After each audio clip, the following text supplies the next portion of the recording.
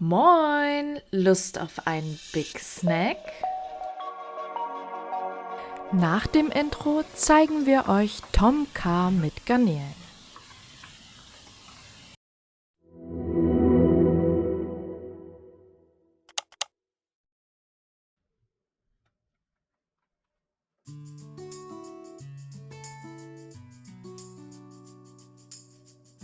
Zu Beginn nehmen wir uns eine große Paprika und schneiden sie in Würfel.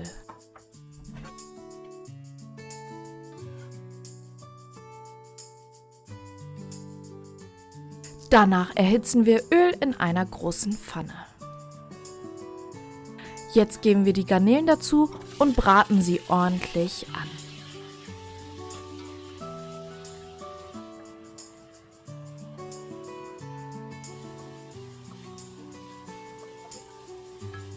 Danach geben wir auch schon die Paprika hinzu.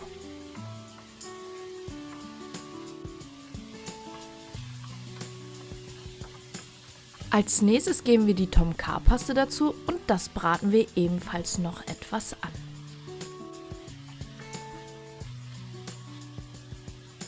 Mit 400 ml Kokosmilch löschen wir das Ganze ab.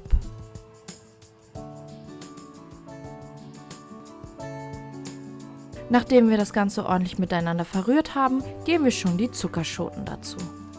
Dies lassen wir dann für ca. 10 Minuten vor sich hin köcheln.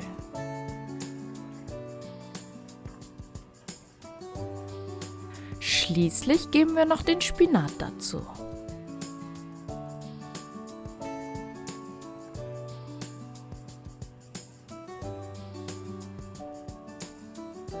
Und noch etwas mit Salz und Pfeffer würzen.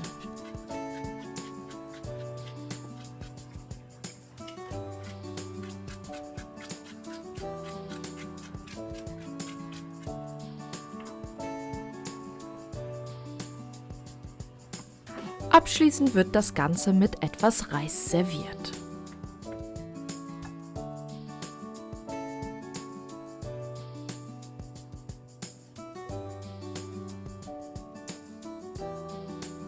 Und dann haben wir unser Snack Time.